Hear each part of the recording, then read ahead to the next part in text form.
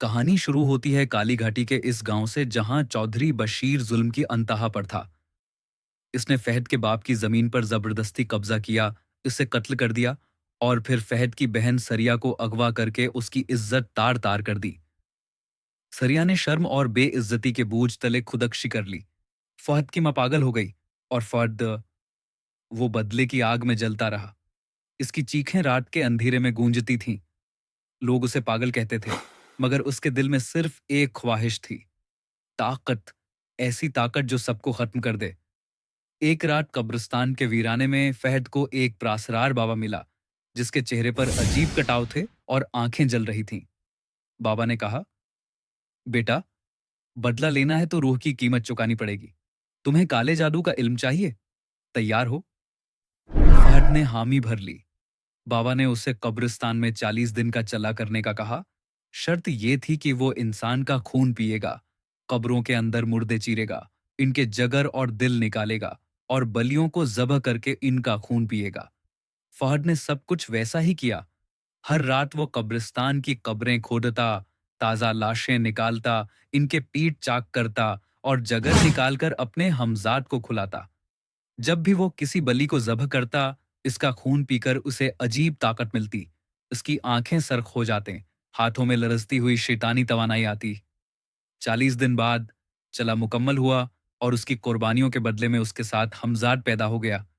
एक सियाह साया, जिसका मुना नहीं था, सिर्फ 2 आग जैसी आंखें थीं। हमजाद ने कहा, आप तुम्हारा हर हुक्म मेरा काम है। तुम इंतकाम लोगे, मैं तुम्हें रास्ता दिखाऊंगा।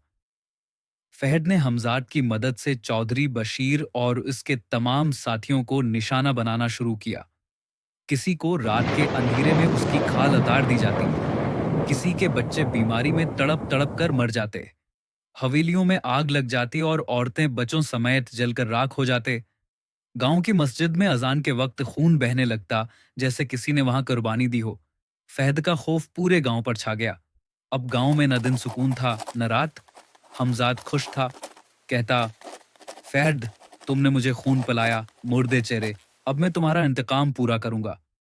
मगर जितना फहद इंतकाम लेता, इतनी ही बेसुकूनी बढ़ती। रात को सूते वक्त कब्रों के मन्हा खुले दिखाई देते, लाशें उस पर हंसते और हमजाद हर वक्त उसके पीछे साये की तरह रहता। फहद ने जान लिया कि वो अब कैद हो चुका है। हमजाद उसकी रूह पर हावी हो चुका है। इसका जिस्म कमजोर, आंखें अंदर धंस गईं और चेहरा लागर हो गया।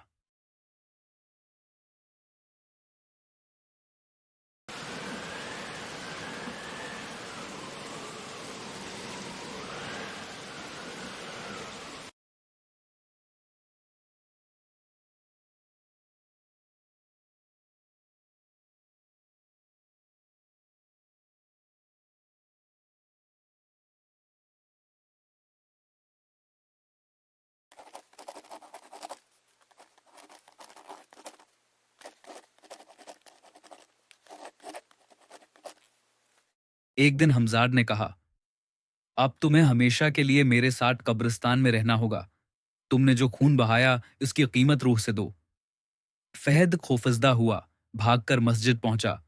वहां के पैर साहब ने उसकी हालत देखी, सब सच पूछा और कहा, बेटा, ये तुमने शैतान से सौदा किया है। सिर्फ सच्ची तौबा, कुरान की तलावत और मुआफी की दुआ तुम्हें नजात दे सकती है। फहद ने दिन रात मस्जिद में बैठकर तौबा की, आंसू बहाए, अल्लाह से मुआफी मांगी और कुरान की तलावत की। 40 दिन के जिक्र और रोजे रखने के बाद एक रात फहद ने ख्वाब में देखा, एक नूरानी वजूद उसके पास आया और कहा, फहद, तुम्हारी तौबा कबूल हुई। हमजाद तुमसे जदा हो चुका, काले जादू की लानत तुम पर खत्म हो चुकी। सुबह जब फहद जागा तो उसके जिस्म में ताकत थी, रूह में सुकून था और उसकी आंखों की सरखी खत्म हो चुकी थी। फहद वापस गांव गया, सबसे माफी मांगी, जो जुल्म उसने किया उसकी तलाफी की। इसने बाकी जिंदगी मस्जिद की खिदमत, कुरान की तालीम और नेकी में गुजार दी।